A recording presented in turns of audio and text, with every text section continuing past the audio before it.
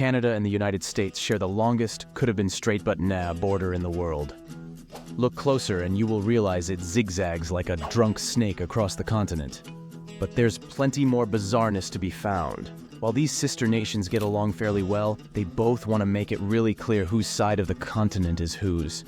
And they've done this by carving a 20-foot wide space along the border. At first glance, the idea of a 20-foot wide clearing slicing through the continent for over 5,500 miles might seem excessive.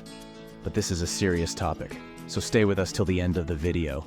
And consider to subscribe and turn on post notifications, 'cause why not? It helps a lot and you can watch more videos on our channel. Now, back at it. It all started with the British in the 18th century. Classical tale of border disputes around the world. With the exception of the rare New England town that predates national borders or the odd airport that needed extending.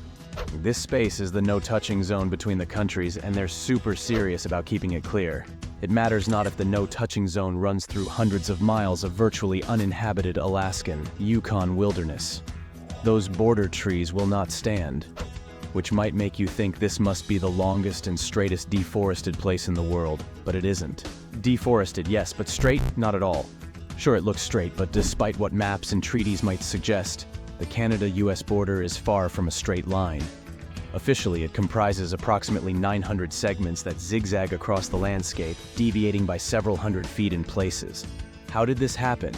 Well, imagine you're back in North America in the 1800s. The 49th parallel has just been set as the national boundary, and it's your job to make it real. You're handed a compass and a ball of string, and told to carefully mark off the next 2/3 of a continent. Yeah, good luck with that. You're gonna need it, and then some. Equipped with these rudimentary tools and confronted by vast, uncharted wildernesses, these individuals did an admirable job of creating a border that is, under the circumstances, remarkably straight. The men who surveyed the land did the best they could and built over 900 monuments. They're in about as straight as you could expect a pre-GPS civilization to make. Nonetheless, these monuments define the border and the no-touching zone plays connect the dots with them, and while there are about 900 markers along this section of the border, there are about 8,000 in total that define the shape of the nations. Despite this massive project, Canada and the United States still have disputed territory. There is a series of islands in the Atlantic that the United States claims are part of Maine, and Canada claims are part of New Brunswick. Canada, assuming the islands are hers, built a lighthouse on one of them, and the United States, assuming the islands are hers, pretends the lighthouse doesn't exist. It's all fun and games over puffin peepers and lobster lovers for now.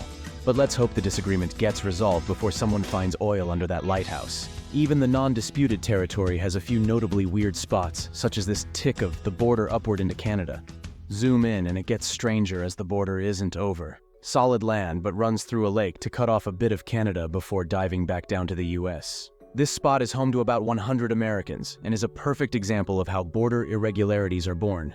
Back in 1783, when the victorious Americans were negotiating with the British who controlled what would one day be Canada, they needed a map. And this map was the best available at the time. The East Coast looks good, but head west, and it's like the map maker just started guessing. Under negotiation was the edge of what would one day be Minnesota and Manitoba, but unfortunately that area was hidden underneath an inset on the map, so the Americans and British were bordering blind. So they took a wild guess, starting at the lake's northwest corner and drawing a line straight out, hoping to bump into the Mississippi at some point. But at some point turned out to be nowhere as the mighty Mississippi stopped short of that line, which left the border vague until 35 years later when a second round of negotiations established the aforementioned 49th parallel. But there was still a problem, as the lake mentioned earlier was both higher and less circular than first though, putting its northwesterly point here, so the existing border had to jump up to meet it and then drop straight down to the 49th, awkwardly cutting off a bit of Canada before heading west across the remainder of the continent. Turns out you just can't draw a straightish line for hundreds of miles without causing a few more problems. One of which was luckily spotted in advance, Vancouver Island, which the 49th would have sliced through, but both sides agreed that would be dumb, so the border swoops around the island. However, next door to Vancouver Island is Point Roberts, which went unnoticed as so. Today the border blithely cuts across. It's a nice little town, home to over 1,000 Americans, but has only a primary school, so its older kids have to cross international borders 4 times a day to go to school in their own state. In a pleasing symmetry, the East Coast has the exact opposite situation with a Canadian island whose only land route is a bridge to the United States. And these two aren't the only places where each country contains a bit of the other. There are several more, easily spotted in satellite photos by the no-touching zone, regardless of if the land in question is just an uninhabited strip in the middle of a lake.